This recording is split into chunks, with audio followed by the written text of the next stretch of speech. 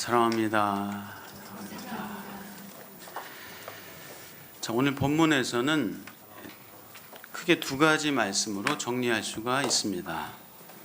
하나는 사람을 속여 먹지 말라. 특히 약한 사람을 속이지 말라. 두 번째는 하나님을 두려워하지 않는 그 아말렉을 진멸하라. 좀 줄여서 말하자면 하나님을 두려워하라, 그런 말씀입니다. 자, 첫 번째 그 사람을 속여 먹지 말라, 이 말씀에서는 이 두 종류의 저울추와 이 되를 사용하지 말고 정확하고 공정하게 저울추와 되를 사용하라 말씀합니다. 물건을 구매할 때는 큰 그런 되를 사용하고 이 저울추를 큰 것을 사용해서 많은 양을 얻은 후에 팔 때는, 물건을 되팔 때는 작은 대로, 마치 같은 양인 것처럼 작은 대로 작은 추를 사용해서 그렇게 부당한 수익을 얻지 말라, 정직하라는 말씀이죠. 그렇게 할 때에 너의 날이 장구할 것이다. 그렇지 않으면 하나님께 가증한 것이다 라고 말씀합니다. 성경 여기저기에서는 그렇게 저울추를 속이지 말라라는, 정직하라는 말씀이 많이 나옵니다. 잠언 11장 1절에서도 속이는 저울은 여호와께서 미워하시나 공평한 추는 그가 기뻐하시느니라. 잠언 21장 6절에서도 속이는 말로 재물을 모으는 것은 죽음을 구하는 것이라 곧 불려다니는 안개니라. 시편 5편 6절입니다. 거짓말하는 자들을 멸망시키시리이다. 여호와께서는 피 흘리기를 즐기는 자와 속이는 자를 싫어하시나이다. 자, 사람들이 속일 때, 누군가를 속일 때 어떤 사람을 속이는가? 보통 좀 자기보다 덜해 보이는 사람, 좀 약해 보이는 사람, 내가 속여 먹어도 내가 당하지 않을 것 같은 사람, 당해도 항변하거나 저항하지 않을 것 같은 그런 약한 사람을 골라서 사람들이 속이는 일이 많습니다. 하나님은 사람들을 속이지 말라 하면서 특별히 약한 자들, 가난한 자들을 괴롭히거나 속이지 말라라고 말씀하십니다. 하나님은 약한 자를 괴롭히고 속이는 자를 가증하게 여기신다, 오늘 본문에서 말씀합니다. 성경에도 보면요, 이 약한 자의 것을 빼앗은 그런 일들을 종종 봅니다. 이 백성의 포도밭을 빼앗은, 혹시 그 왕비 이름 기억하세요? 이 나봇의 포도밭을 뺏은 아합 왕, 악한 부인 이세벨, 많이들 아실 겁니다. 열왕기 상에 나오는데요, 이 아합 왕이 이 나봇의 포도원을 보니까 너무너무 좋아 보입니다. 너무너무 좋아 보여서 탐을 냅니다. 탐을 내면서 그 나봇에게 내가 다른 포도원을, 다른 밭을 줄 테니까 내게 그것을 달라. 아니면 네가 원한다면은 내가 많은 돈을 주어서 그것을 살 것이다 라고 그렇게 나봇에게 얘기합니다. 나봇은 거절합니다. 거절할 수밖에 없죠. 이것은 나의 조상의 유업입니다. 유업을 팔 수 없습니다. 왕께 줄 수 없습니다. 왜냐하면 율법적으로 땅을 매매할 수 없었어요. 일상적인 상황에서 땅을 매매를 못했습니다. 또 지파에 속한 것을 다른 지파에 함부로 그렇게 팔거나 하는 것은 금했습니다. 자, 아합이 거절을 당하고 아합은 근심하고 마음이 힘들어졌습니다. 노심초사하면서 밥도 거르면서 그렇게 시간을 보냈습니다. 자, 그럴 때 악한 부인 이세벨이 이 왕의 초조해하는 모습을 보면서 그게 무슨 일이냐고 물어보니까 이 나봇의 포도원이 탐나는데 그것을 팔지 않는다고, 그것을 주지 않는다고. 이세벨이 말합니다. 아니, 왕이 명색이 이 나라를 다스리는 왕인데 어떻게 왕한테 그렇게 할 수 있냐고. 그런 것 때문에 왕이시여 노심초사하고 밥을 거르십니까? 하면서 내가 나봇의 포도원을 왕께 드리겠습니다. 내게 맡기십시오. 하면서 이 악한 이세벨이 비열한 그런 꾀를 냅니다. 여러분도 아시는 것처럼 이세벨은 이스라엘 나라 여인이 아닙니다.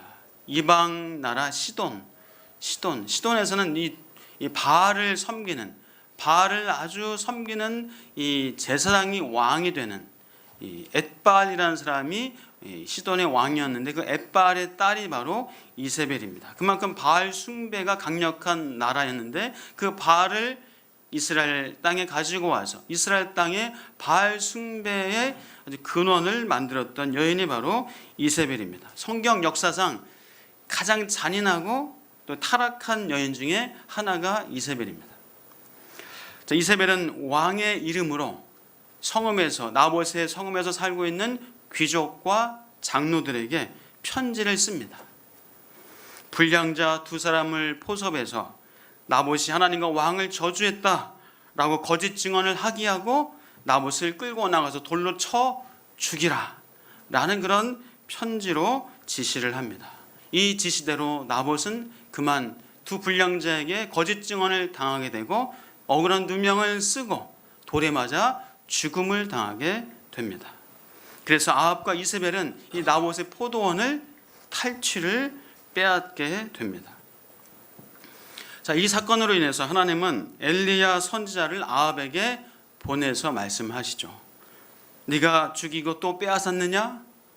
개들이 나봇의 피를 핥은 곳에서 개들이 너의 피, 곧 너의 몸의 피를 핥을 것이다. 네가 네 자신을 팔아 여호와 보시기에 악을 행하였느니라 라고 하나님께 말씀을 대언을 합니다. 결국 아합과 이세벨은 처참한 죽음을 당하게 됩니다. 아합은 아람과의 전쟁에 나가서 왕복을 입으면 죽을까봐 일반 평상 병사의 옷으로 입고 변장해서 나갑니다. 그 전투에서 화살을 맞고 쓰러졌을 때 그 누구도 그를 도와주는 사람이 없었습니다. 왕복을 입지 않으니까 오히려 일반 병사인지 알고 그를 도와주지 않고 오히려 병거 가운데 그 병거를 계속 붙들어서 적의 침략을 막도록 그렇게 하게 됩니다. 아람 사람의 그 침략을 막다가 결국 저녁에 쓰러져 그 아합 왕은 죽음을 당하게 됩니다. 그 상처의 피가 흘러서 병거 그 바닥에 흐르게 되고 그것이 개가 와서 핥는, 정말 하나님의 말씀대로 이루어지는 그 처참한 죽음을 아합은 당하게 됩니다. 이세벨 역시도 이 새로운 왕 예후에 의해서 담에서 떨어져서 죽음을 당하게 되고 예후의 발에 짓밟히게 되고 그 피를 개가 핥는 또 역시 처참한 죽음을 당하게 됩니다. 자, 속이는 짓은 사람을 속이는 차원이 아니라 하나님을 속이는 것이다. 특히 약한 사람, 자기보다 연약한 사람, 그 사람을 속여서 강탈하고 착취하는 그런 짓을 하나님은 가증하게 여기신다 말씀하십니다. 우리가 아나니아와 삽비라 사건도 압니다. 하나님을 속이느냐, 왜 성령을 속였느냐 하면서 사람에게 거짓말한 것이 아니라 하나님께 거짓말한 것이다. 사람을 속인 것이 아니라 하나님을 속인 것이다 라고 베드로는 얘기를 했습니다. 자, 부당한 수입을 얻고 사기를 치는 행위, 이런 것은 정의로운 하나님을 대적하고 무시하는 것이다. 이것은 하나님을 두려워하지 않는 것이다 라고 말씀합니다. 자, 하나님을 두려워하지 않을 때에 하나님께서는 가증하게 여기시고 하나님께서는 그를 심판하신다라고 오늘 본문에서 말씀합니다. 자, 두 번째 주시는 말씀은 이 아말렉을 기억하고 그 아말렉을 진멸하라, 도말하라라는 말씀입니다. 자, 왜 아말렉의 악행을 기억하라고 했나요? 자, 아말렉이 어떤 악행을 저질렀기에 그 아말렉을 기억하고 그들을 진멸하라라고 하셨을까요? 자, 아말렉은 이스라엘 백성이 애굽에서 나와서 광야에서 방황할 때 아말렉 군대가 이스라엘을 칩니다. 공격을 합니다. 근데 어떻게 공격을 하냐면은 이스라엘이 그래도 한 200만, 250만의 큰 민족 무리잖아요. 근데 그 안에 약한 자들이 있을 거예요. 광야에서 방황하다가 분명히 병에 걸리기도 하고 또 몸에 장애가 있고 부녀자들은 약해서 뒤로 계속 그렇게 밀렸을 수도 있어요. 그래서 뒤 후미는 약한 사람들이 많이 있었을 겁니다. 그런데 이 아말렉 군대가 그 후미를, 그 약한 사람들, 부녀자들, 질병 있는 사람들, 몸에 장애가 있는 사람들을, 그렇게 힘없는 백성들을 공격한 거예요. 그래서 아무리 전쟁이라고 해도 이 원칙 없는 아주 비열한 행위를 아말렉이 저질렀습니다. 전쟁에도 윤리가 있는데 그것을 무시한 도리도 없는 아주 반인륜적인 행위를 아말렉이 했습니다. 자, 아말렉이 이렇게 야비한 공격으로 인해서 르비딤에서 전투가 벌어지게 되죠. 그때 모세와 아론과 훌이 기도합니다. 여호수아는 르비딤 전투에 나가서 아말렉과 싸웁니다. 자, 그 전투에서 모세가 팔을 들면 어떻게 되죠? 이스라엘 백성이 진격을 하고 전세가 이제 이깁니다. 그런데 팔을 내리면 아말렉이 이제 기세등등하고 이스라엘이 또 전투에서 이렇게 후퇴를 하게 됩니다. 그 전투에서 아론과 훌이 모세의 팔을 양쪽에서 들어주고 계속 팔을 내리지 않고 기도하고 여호수아는 아말렉을 쳐서 승리를 거두게 됩니다. 자, 오늘 본문에서 아말렉은 하나님을 두려워하지 않았다라고 말씀하고 있어요. 자, 한번 18절 같이 한번 읽어볼까요? 자, 18절 말씀 함께 읽어보겠습니다. 시작. 곧 그들이 너를 길에서 만나 내가 피곤할 때에 내 뒤에 떨어진 약한 자들을 쳤고 하나님을 두려워하지 아니하였느니라. 약한 자들을 치고 피곤한 자들을 치고 이스라엘 백성을 친 것을 하나님을 두려워하지 아니하였다라고 말씀합니다. 자, 즉 하나님은 당신의 백성을 괴롭히는 그런 악한 자들의 죄를 용납하지 않으신다라는 말씀이에요.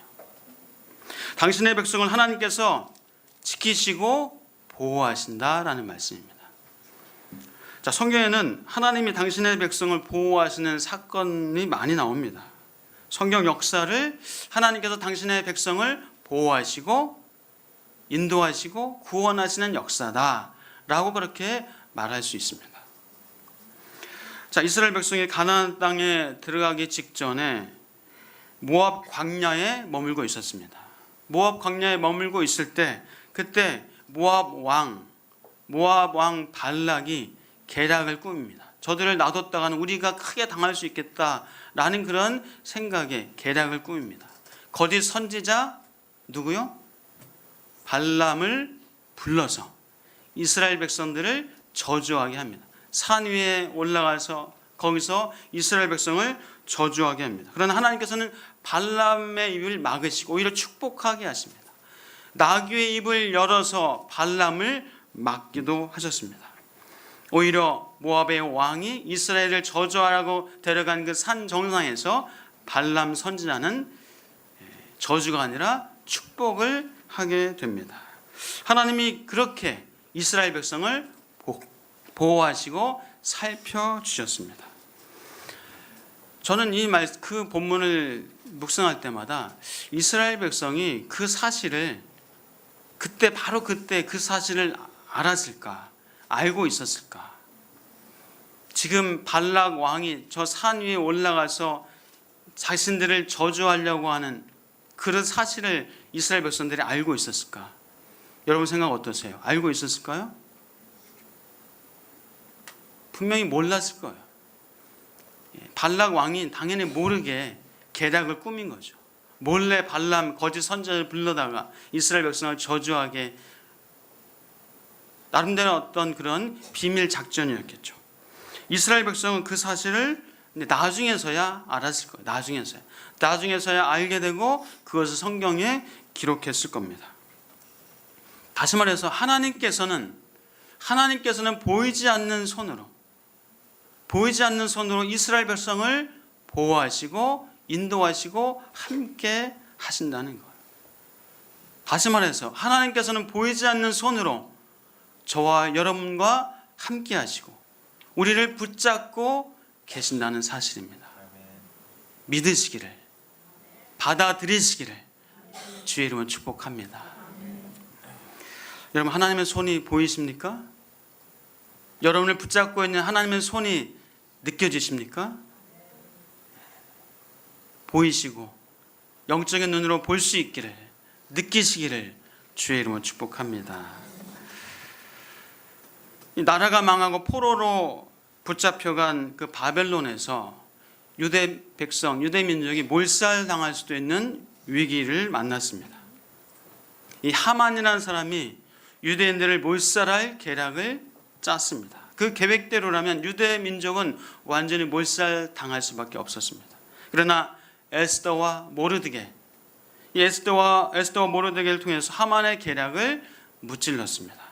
결국 모르드게를 잡아서 장대에 매달아 죽이려고 했었던 그 하만의 계략, 그 준비된 장대 위에 오히려 하만이 달려서 죽음을 당했습니다.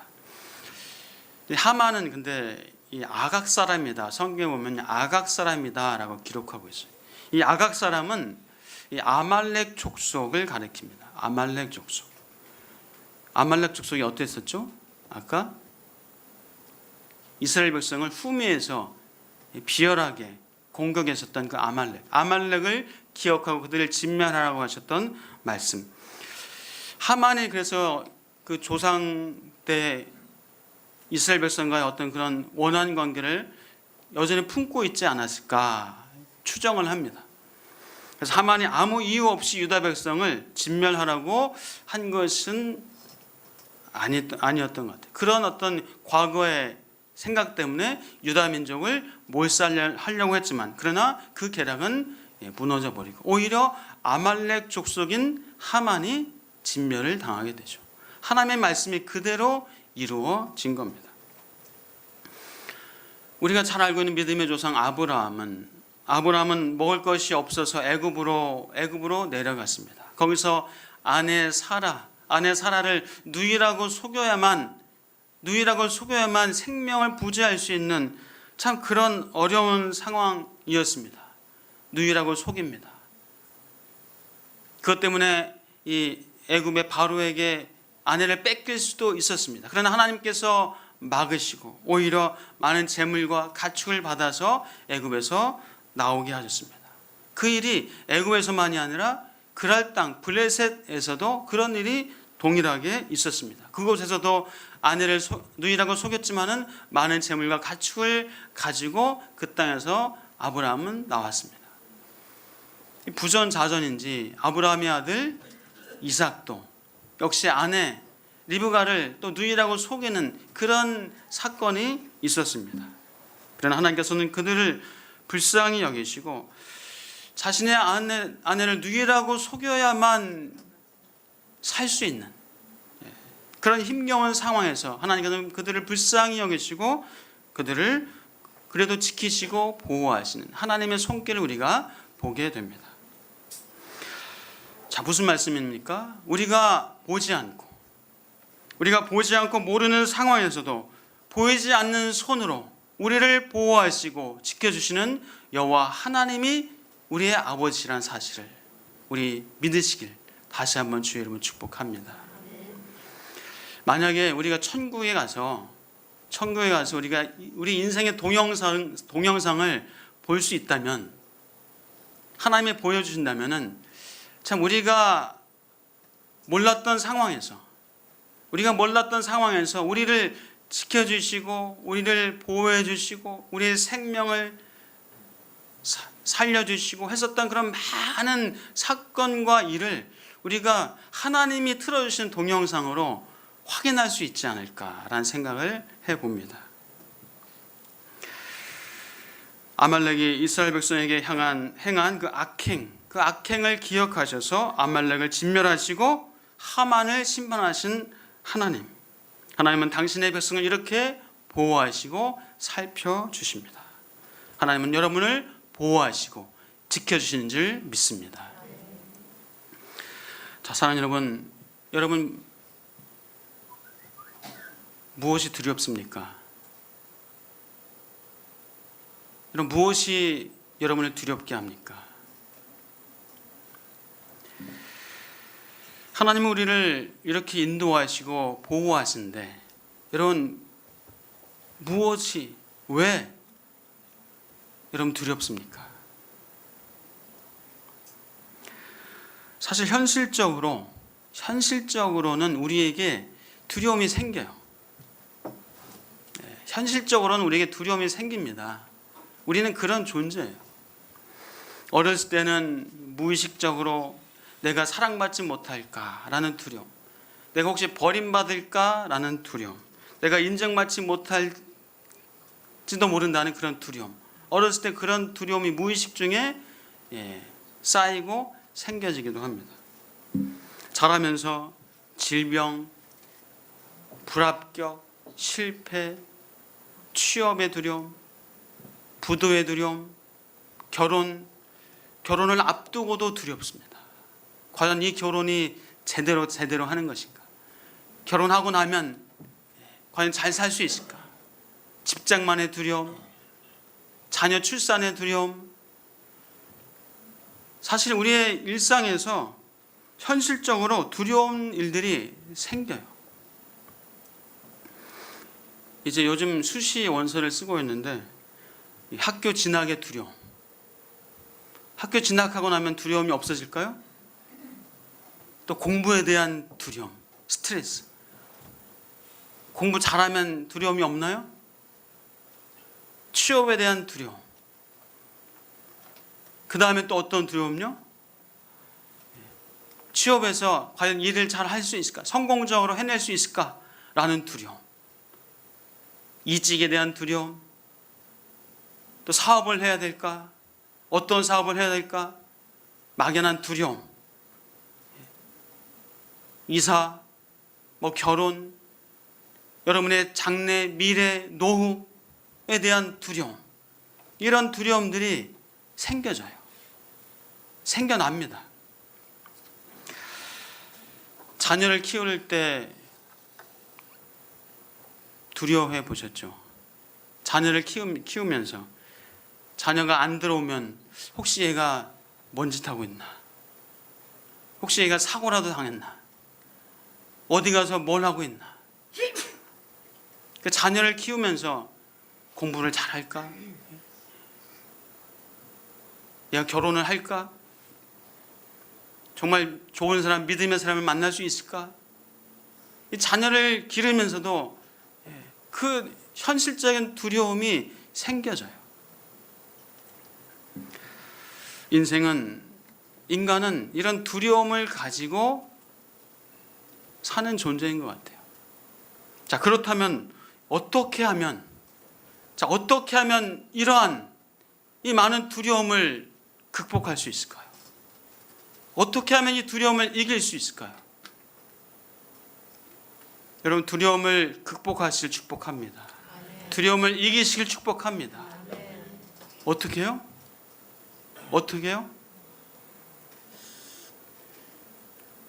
하나님을 두려워하면 됩니다. 하나님을 두려워하면 돼요. 하나님을 두려워한다는 것은 하나님을 경외하는 거예요.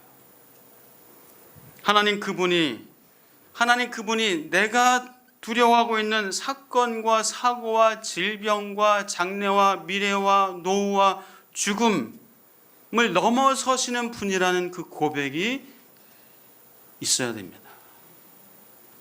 이 믿음의 고백은 영광스러운 깨달음이고 지혜입니다. 하나님은 이 세상의 모든 것들을 다 넘어서시는 그 하나님이라는 사실을 믿음으로 고백하시는 저와 여러분 되시길 축복합니다. 그것이 우리에게 정말 필요한 두려움이에요. 진정한 두려움이에요. 사단은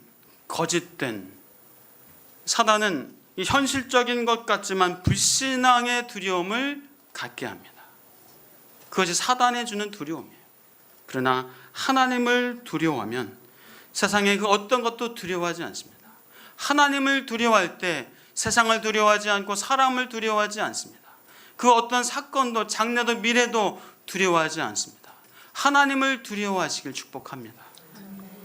예수님도 말씀하셨습니다. 몸을 죽일 수 있는 사람을 두려워하지 말고 오직 몸과 영혼을 지옥에 던질 수 있는 여호와 하나님을 두려워하라. 사랑하는 여러분, 우리는 하나님을 두려워하면 됩니다. 그러면 세상을 두려워하거나 사람을 두려워하거나 미래와 장래를 두려워할 필요가 없습니다. 하나님을 두려워하는 그 진정한 참된 두려움, 그 지혜와 깨달음을 가지고 이 땅에서 힘있게 살아가시는 저와 여러분 되시길 주의 이름으로 축복합니다. 기도하겠습니다. 하나님 감사합니다.